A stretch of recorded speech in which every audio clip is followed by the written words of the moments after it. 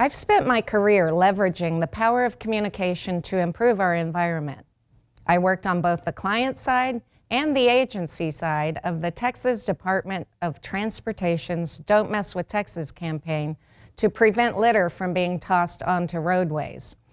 To educate consumers, municipalities, and heavy industry about protecting our air and water and reducing waste. Over these formative years, I learned 3 things about creating and managing environmental communications campaigns. First, it can be very easy to screw it up. You have to work with scientists, engineers, and policymakers to make sure the content is not only factually sound, but also understandable and relevant to specific target audiences. Second, you have to be politically savvy. The environment and the economy can and should go hand in hand. That means you don't have to be a tree hugger to protect the environment. Go green, protect our planet. Or, oh, our company has a new sustainability policy? Let's turn our logo green and put a leaf on it. Can you imagine if the Texas Department of Transportation said, please don't litter, instead of those powerful 4 words, don't mess with Texas? My former boss, J. Don Clark, a longtime highway department guy, took a huge risk creatively when he launched the Don't Mess with Texas campaign by running a PSA featuring blues guitarist Stevie Ray Vaughan. The story goes that Don didn't seek internal approval of the Stevie Ray ad before it was aired. In fact, after the PSA was launched, a lot of top dog engineers at TxDOT did not approve of the ad or a campaign called Don't Mess with Texas.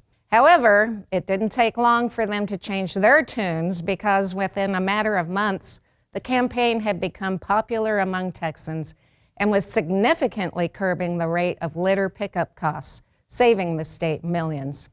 The campaign would simply not exist or be funded by some $2 million a year for the past 30+ years were it not for J. Don Clark taking that huge creative risk. Don always said, I'm not the target audience, which back then was pickup truck driving males age 18 to 34, AKA Bubba. As the Don't Mess with Texas campaign continued and more PSAs were produced, Don would say, I hate this ad, so it must be good.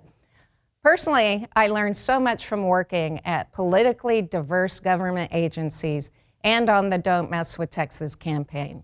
I subsequently applied those lessons to hundreds of campaigns for government, nonprofit, and corporate clients. I implore you, if you are communicating about protecting the environment, never simply go green. It's cliche, it's not memorable, it's not authentic, and people will tune you out, especially as we strive to reach today's younger consumers. Gen Z, that is consumers born since 1997, are rapidly becoming the largest generation of consumers ever.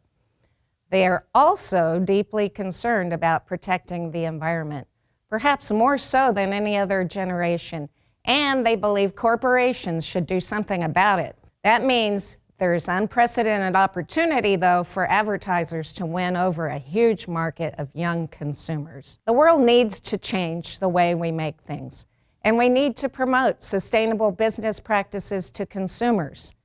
However, we must leverage creativity and the brand's authenticity in order to do it right. So remember, don't go green, be negative, or promote doom and gloom. Do promote sustainable business practices, be memorable, and be positive. Basically, like just about anything in advertising, take risks, but do your research and have fun with it.